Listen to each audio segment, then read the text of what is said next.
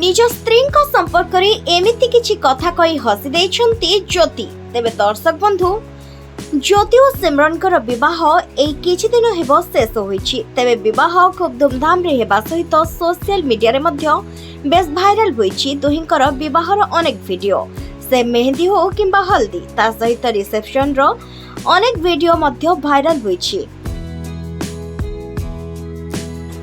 तेबे दुहिंक जोड़ी को लोक माने बेस पसंद करुथुबा बेले समस्ते सिमरन कर वाह वाह करूछंती। काहेकि ना आजिका टाइम रे जने एमिति बहु हेबा निहाती भाबरे एक कष्टकर कथा बोली समस्ते कहउछंती। काहेकि ना मथारे ओढणा टाणी मीठा मीठा कथा कहि समस्तंको बांधी रखि पारुथुबा मनिषटी सिए। तेबे सिमरन प्रथमे तो अनेक गुड़िए धारावाहिक रे नेगेटिव कैरेक्टर रे नजर आसिछंती। आउ ए सब को देखिबा परी समस्ते हुए तो भाबुथिबे जे सिमरन जने रागी और चंडी झियो बोली, किंतु वर्तमान तेबे किंतु जना पड़िछि जे से रियल रे केवल एमिति, रियल रे किंतु से भारी शांतशिष्ट आउ समस्तंकर मन को बुझी पारुथुबा मनिषटिए आउ समस्तंको हंसई पारुथुबा मनिषटिए। तेबे ज्योतिंको मां ही पसंद करथिले सिमरन को। आउ ज्योति और सिमरन विवाहर परी तांको पूरा परिवार मध्य बेस खुशी अछंती। आउ ज्योति कहिछंती जे मामा ता इच्छा रे बहु खोजी आनिछंती, तेणु करी से मध्य बेस खुशी।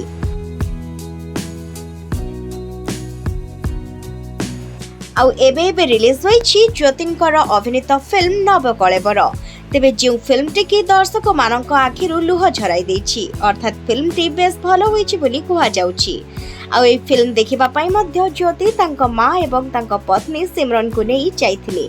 आउ फिल्म देखिबा परे समस्ते बेस खुशी हेबा सहित ज्योति कहिछंती जे आगु एभली अनेक नुआ नुआ सिनेमा आसीबाकु जाउछि। तेबे ए निकटरे ज्योति सिमरन को नै एक कथा कहिछंती। जेतेबेले ज्योति को पचरा जायतिला जे आपणक ठेरु सिमरन अधिक लोकप्रिय आउ लोके तांको अधिक चिन्हंती बा लोकंक पाखरे से अधिक पहुंची पारिछंती, सेतेबेले ज्योति हसी हसी कहितिले जे सबबेले टीवी रे आसुछंती, लोकंक पाखरे त निहाती भाबरे अधिक पहुंचीबे। आउ आमर तो वर्ष करे केवल गोटे किंबा दुईटी सिनेमा रिलीज होछि।